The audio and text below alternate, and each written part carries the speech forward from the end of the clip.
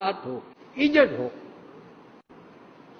हज़रत मौलवी गुलाम साहब राजे की किसी दौरे पर गए हुए थे, वापस आए ट्रेन पर कादियान, तो कर आपके साथ दो तीन और भी अहमदी बैठे हुए थे। वो सीधे असहब की खिदमत में आ गए जो दो तीन अहमदी थे। तो वहाँ वैसे ही तस्करा हुआ तो हुजूर ने फरमाया खलीफतुल मसीह सानी ने कि आज राजे की मुझे बड़ी ज़रूरत है, तो मगर वो अभी आया नहीं। उनका हजूर वो अभी आए हैं, हमारे साथ ही आए हैं, घर गए हैं। आपने फौरन प्राइवेट सेक्रेटरी को बुलाया कि ये रुका लिखो और उनको भिजवा दो कि फलां जगह फौरन पहुंचे। अब उनके पास एक बैग हुआ करता थैला बड़ा सा, उसी में किताबें, उसी में कपड़े, उसी में खाना। वो आए अंदर, बीवी बड़ी खुश हुई, बीवी बीमार थी, उनकी भैंस भी बीमार थी। तो उसको बीवी को कहा कि ये थैला अंदर रखो। वो बीवी अंदर थैला रखने गई और बाहर दरवाजा खटका, वो बाहर गए। जब बाहर से अंदर तशरीफ लाए, वो रुका लेकर आए, हजूर का इरशाद था कि वहां चले जाओ। बीवी से पूछा वो थैला कहाँ है? वो कहेंगे वो तो मैं अंदर रख गई। कहेंगे वो वापस ले आओ। क्या हुआ कि हजूर का फिर इरशाद आ गया। उसने कहा मौलवी साहब मैं भी बीमार हूँ, भैंस भी बीमार है, मैं क्या करूँ? अपने फरमाया बिल्कुल ठीक कहती हूँ, मैं तुझे खुदा के सुपुर्द करता हूँ, मैंने तो बैत की हुई। थैला पकड़ा और चले गए वहां पर। वहां जब गए, जिस जगह भी गए, वहां जाकर जब पहली रात आई तो आखिर इंसान भी थे, ख्याल पैदा हुआ अगर भैंस मर गई तो गरीब आदमी क्या बनेगा।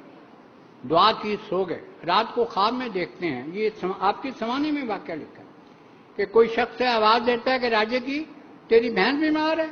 उनका जी हाँ। अच्छा ठीक हो जाएगी, मगर एक काम कर तू कि सुबह एक हफ्ता रोज फजर की नमाज के बाद 7 मरतबा सूरज तगाबन पढ़कर उसको फूंका कर। कहने लगा सुबह मेरी आंख खुली, मैंने कहा ये अमल तो जाकर ही हो सकता है।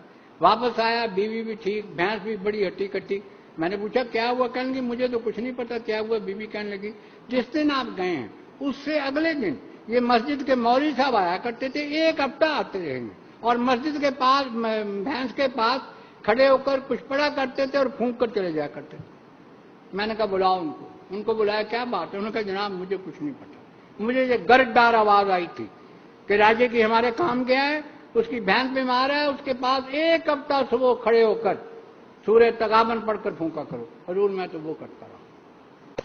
लेकिन एक नजर हम इस बात पर भी डालें कि ये कौन लोग थे, क्या करते थे, किस तरह खुदा से अपने पैमन को मजबूत किया उन्होंने। पहली बात नमाज बाजमात की पाबंदी, इसके बगैर खुदा कभी नहीं मिल सकता और किसी को नहीं मिल सकता, याद रखें। बशीर अव्वल मर्दुल मौत में थे, उम्मुल मोमिनीन की गोद में थे, हज़रत मसीह इस्लाम कमरे में टहल रहे थे। अम्मा जान ने अर्ज की हजूर बच्चे को पकड़ ले, मैं नमाज पढ़ लूं, असर की नमाज जा रही है। हुजूर ने बच्चे को पकड़ लिया, नमाज अदा की। जब सलाम फेरा तो मां थी ना, पहला सवाल किया बच्चे का क्या हाल है? हुजूर ने फरमाया वो तो फौत हो गया। इस तरह मां ने अपनी नमाज की हिफाजत। सैयद सरवर शाह साहब अपनी मर्दुल मौत में गिरफ्तार बेटी के पास बैठे थे। पता है ये चंद मिनट की मेहमान है, इतने में मगरिब की अजान होती है। कहने लगे बेटी तू मुझे बहुत प्यारी है और मुझे पता है तेरा आखिरी वक्त है, मैं तेरे पास बैठता, लेकिन क्या करूं, बादशाह ने अपने दरबार का ऐलान कर दिया, अजान हो गई, मैं तुझे उसी के सुपुर्द करता हूं। और नमाज पढ़ने चले गए। नमाज पढ़कर जब मस्जिद से निकले तो घर जाने के बजाय सीधे कपड़े वाले की दुकान पर गए और कहा मेरी बेटी का कफन दे दो। उन्होंने कहा शाह साहब आप तो मस्जिद से आ रहे हैं कि हाँ इस हाल में छोड़कर आया था, अब फौत हो गई। वो वाकई फौत हो गई। बाद लोग कहते रहे जी 3 नमाजें तो हम पढ़ लेते हैं या 4 पढ़ लेते हैं। मेरा सवाल उनसे सिर्फ इतना है, ये किसकी शरीयत है? जिस शरीयत की तजदीद के लिए हजरत मसीह मौद अलैहिस्सलाम तशरीफ लाए हैं वो मोहम्मद रसूलुल्लाह सल्लल्लाहु अलैहि वसल्लम की शरीयत है और वो 5 नमाजों की शरीयत है। कोई खुदा तक नहीं पहुंच सकता जो अपनी नमाजों में कमी करता है।